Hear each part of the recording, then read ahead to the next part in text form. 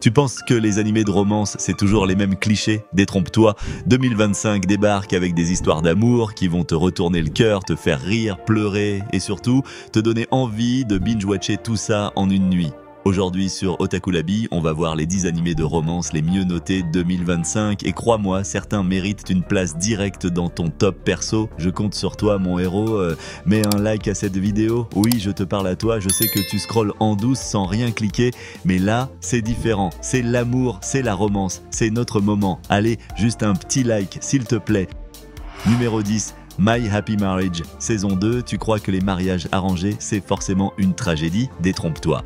Mio, une jeune fille maltraitée par sa propre famille, est envoyée de force chez Kyoka, un homme à la réputation glaciale, sauf que, surprise, ce n'est pas le monstre qu'on lui avait décrit. Derrière son masque de froideur se cache un homme bienveillant, complexe et profondément humain. Et là, ce n'est plus juste une histoire d'union imposée, c'est la naissance d'un amour inattendu. Ce qui rend cette saison 2 encore plus puissante, c'est son animation sublime et sa musique envoûtante. Chaque scène est une peinture, chaque regard échangé est un poème silencieux.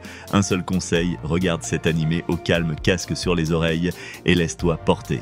Numéro 9, The 100 Girlfriends Who Really Love You, saison 2, est-ce que trop d'amour peut tuer l'amour? Bon, pas dans cet animé. Ici, Renaro, notre héros, commence comme un loser total, genre sans refus amoureux. Oui, sans, mais plot twist, il se fait bénir par une divinité qui lui accorde 100 âmes sœurs. Rien que ça, à partir de là, c'est le chaos total. Chaque épisode, c'est une nouvelle fille, une nouvelle dynamique, des situations complètement barrées et surtout, un héros qui essaie désespérément de ne pas mourir d'amour ou de stress. C'est exagéré, c'est bruyant, c'est absurde, mais c'est tellement drôle.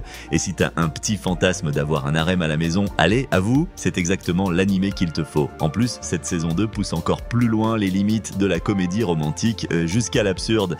Mais bon, prépare-toi à faire des pauses, parce que rire pendant 20 minutes non-stop, c'est fatigant. Et maintenant, place à une romance beaucoup plus sérieuse, plus adulte et surtout plus secrète. Numéro 8, I Have a Crush at Work. Ils sont collègues, ils s'engueulent en public, mais ils s'aiment en secret. Voilà le résumé parfait de cette romance au bureau qui va te faire crier « Noun, mais c'est cramé là !» À chaque épisode, Yui Mitsuya et Masugo Tateshi sont comme chien et chat devant leurs collègues. Sarcasme, clash, regard froid, mais dès que la pause déjeuner commence et que les rideaux se ferment, bam, petit moment volé, câlin discret et amour caché. Ce que j'adore avec cet animé, c'est qu'il joue avec la tension, l'interdit, l'envie de tout avouer, mais de tout cacher en même temps. Et puis il faut dire la vérité, qui n'a jamais eu un crush au taf, hein? Le contraste entre leur comportement au boulot et leurs sentiments profonds crée des situations hilarantes, parfois gênantes, mais toujours attendrissantes. Et si t'aimes les histoires où l'amour se vit en douce, où chaque geste compte, où chaque regard échangé vaut 1000 mots, ce petit bijou est fait pour toi. Mais accroche-toi bien, car ce qui arrive maintenant, c'est plus qu'une romance, c'est un voyage dans le temps, les souvenirs et le mystère. Numéro 7, Kowloon, générique romance. Tu crois connaître quelqu'un, puis tu réalises que tu ne te connais même plus toi-même. À Kowloon Walled City, les souvenirs se mélangent à la réalité et Reiko, notre héroïne, commence à douter de tout, même de ses propres sentiments. Entre mystère, lenteur maîtrisée et tension romantique, c'est une romance qui ne te dira jamais « je t'aime », mais qui te le fera ressentir à chaque silence. C'est beau, troublant et ça te colle à la peau, mais attention, c'est du slow burn pur. Si t'aimes les ambiances lentes et les histoires qui murmurent au lieu de crier, fonce. Sinon, le suivant risque de te parler encore plus. Numéro 6, Zenshu, comment écrire une histoire d'amour quand on n'a jamais aimé. Natsuko, jeune réalisatrice, se retrouve face à ce dilemme. Elle a les idées, mais pas l'expérience. Ce qui commence comme une quête artistique devient un vrai cheminement intérieur. Pas de drame exagéré ici, juste une évolution douce et sincère. Une fille qui découvre l'amour en essayant de l'inventer. Si t'aimes les récits introspectifs, discrets mais puissants, Zenshu t'accrochera sans même crier gare. Mais accroche-toi bien car ce qui suit est tout sauf discret. Numéro 5, Aharen is Undecipherable. Saison 2, Reina Aharen. Elle parle à peine, colle aux gens sans prévenir et rend tout ultra gênant, mais elle est adorable. Face à elle, Raido tente de suivre le rythme sans trop comprendre ce qui se passe. Leur relation, c'est du pur chaos mignon. Pas de grande déclaration ici, juste deux âmes perdues qui s'entraident comme elles peuvent. Et c'est ça qui rend cette saison 2 si touchante. touchante, c'est drôle, bizarre et incroyablement attachant. Et maintenant, on quitte les bizarreries du lycée pour entrer dans le monde magique d'une sorcière pas comme les autres. Numéro 4, Witch, tu viens de finir tes études, tu te dis que la vie commence enfin et bam, tu te retrouves avec un serviteur contre son gré. Bienvenue dans la vie de Mao, une jeune sorcière qui vient de terminer 6 longues années d'études magiques. Oui, 6 ans, comme une école d'ingénieur, sauf qu'ici, on te file une baguette au lieu d'un diplôme et son rêve à elle, que son ami d'enfance, Otoji, devienne son familier. Le problème, Otoji, lui, il voulait juste une vie tranquille, pas bosser pour une sorcière lunatique avec des idées bizarres. Mais bien sûr, plus le temps passe, plus leur relation devient adorablement bancale. C'est pas du grand amour façon tragédie grecque, non. C'est une petite comédie romantique à la sauce fantasy, remplie de malentendus, de moments mignons et de potions qui explosent un peu trop souvent. L'animation est douce, le rythme est chill et le duo fonctionne à merveille. C'est exactement le genre de série que tu regardes en mode plaid, chocolat chaud. Et si tu pensais qu'être diplômé c'est la fin des galères, attends de voir ce qui arrive quand un mec se rend compte que sa vie entière était un rêve ou pas.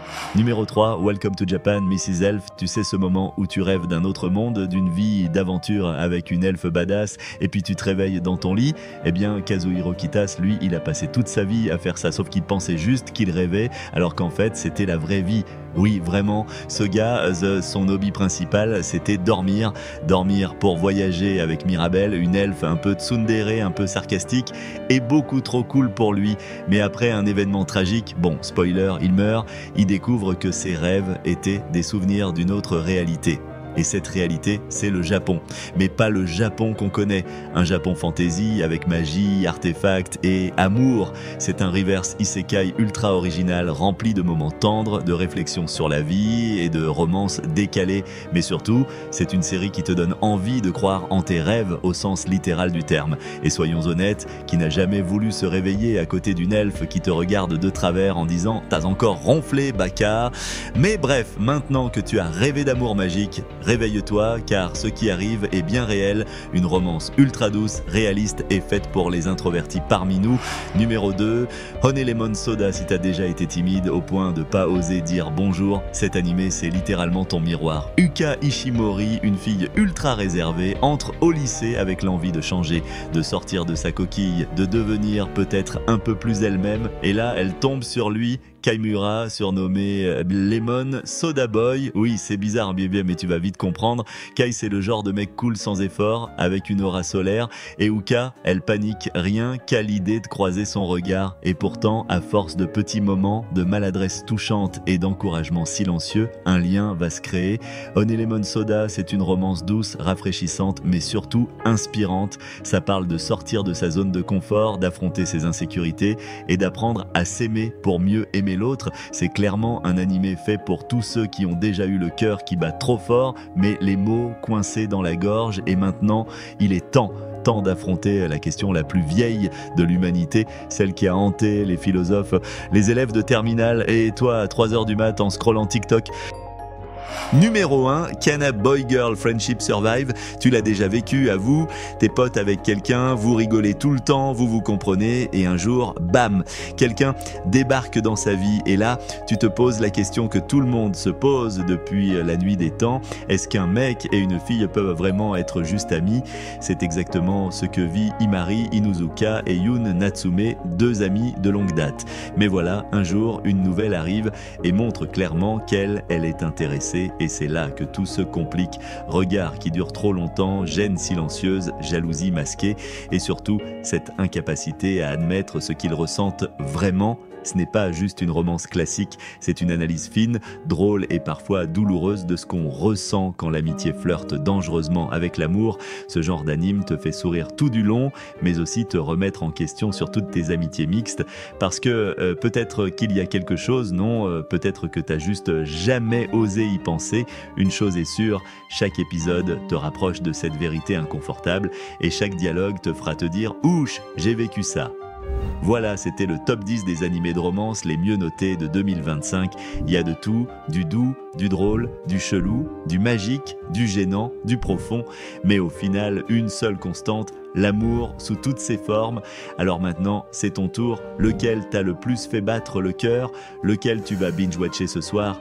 dis-le en commentaire et je te le redemande avec toute ma dignité envolée, mets un like à cette vidéo, abonne-toi à Otaku Labi, fais-le pour l'amour, fais-le pour la romance, fais-le pour moi.